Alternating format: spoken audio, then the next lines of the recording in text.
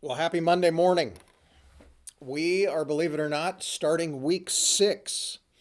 Last week, I think I failed to mention that, the games that Julie and I were playing. We're still playing games, still playing a lot of skip bow, sequence, triominoes, and rummy. She started off about a month ago in rummy and she won like 11 straight. But I want you to know I'm bridging the gap. We're keeping a running tab and a tally, and I think she's won 28 hands and I've won 24. So I'm bridging the gap slowly. So keep your fingers crossed. I'll keep you posted. Good question this morning. What memories will you take with you as a result of this time? You are creating memories, and there's some good memories. So what memories will you take with you as a result of this time? I want to give a shout out to our medical professionals on the front lines. I don't want to leave anybody out. The ones I'm most aware of, that I've communicated most with recently, Gary and Katie Secchi and Diane Medlock. I know there's a lot more. I don't feel. Forgive me for. I don't feel slighted, but just thank you for being on the front lines and really putting yourself in harm's way. Says a great deal about your character. We're going to continue this Sunday. Let me give you a preview. We're going to continue this Sunday on the whole idea of spiritual leadership within the home.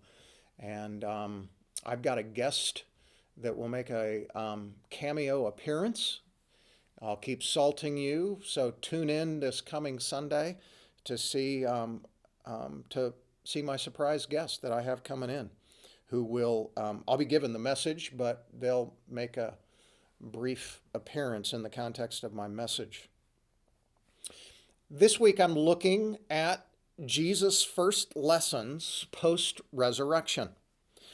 In Matthew chapter 28, it's recorded, Jesus rose, there was an earthquake, an angel rolled the stone away. It says the angel's appearance was like lightning, and then the Roman guards, the 16 Roman guards that were positioned around the tomb to make sure that the body stayed in the tomb, well, they shook for fear. These were battle-tested warriors. What happened to these soldiers? Well, fortunately, Matthew addresses what happened to them.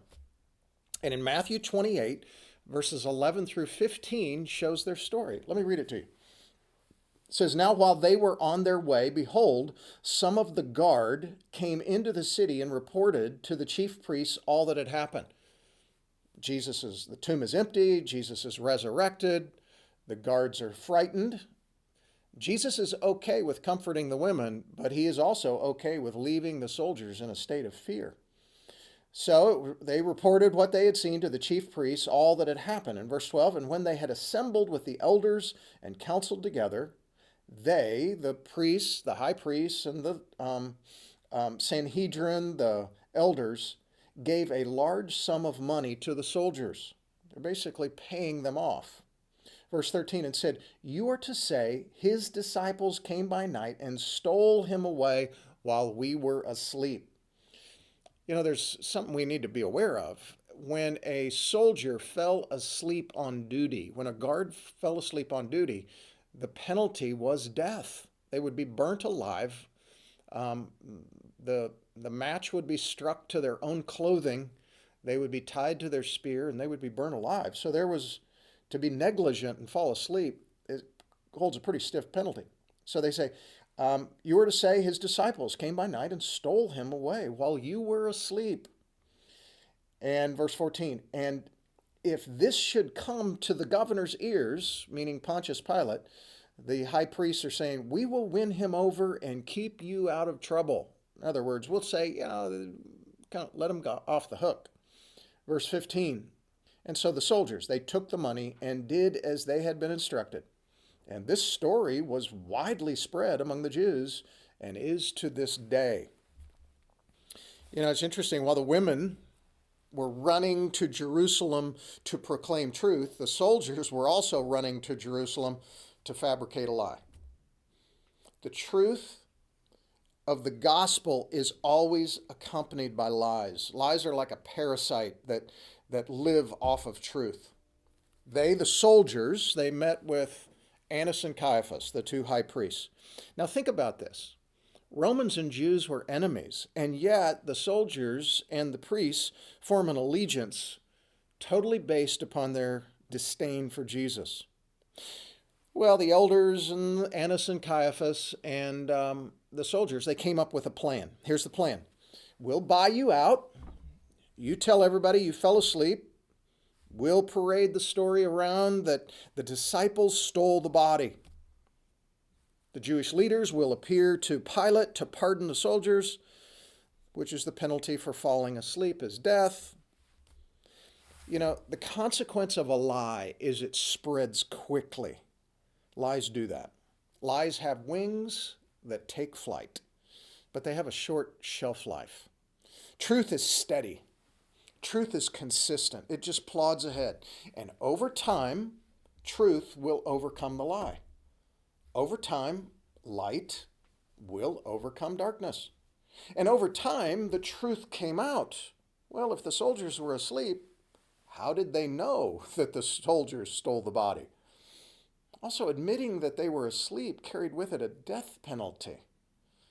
See, the story of the apostles going in and stealing the body after they had been scattered because of their fear, and now all of a sudden they're going to go in and they're going to sneak in and steal the body. It just doesn't hold water. And then you begin to take into account Jesus' post-resurrection accounts of being seen over a 40-day period of time. And people died proclaiming that they had seen Jesus during those 40 days. If that was a lie, they would have known it to be a lie. People have died for lies, but nobody dies for a lie knowing it to be a lie. Here's the lesson. Truth will win out over time. A lie is flashy, and it gets a quick following. So be careful not to jump on a bandwagon too quickly, because once you've committed to a lie, well, it's hard for our pride to admit that we're wrong. So here's the family discussion. What lies are easiest to buy into? What's the appeal of a lie? Well, maybe it tells us what we want to hear. Maybe we think if we lie, it's going to get us out of hot water. And then here's another question. Why do lies and social media seem to go hand in hand? Why is it so easy to use social media to promote lies? Well, great family discussion on this Monday. Have a great day. I can't wait to see you tomorrow, Tuesday, as the weather begins to warm up. Have a great day. We'll see you tomorrow.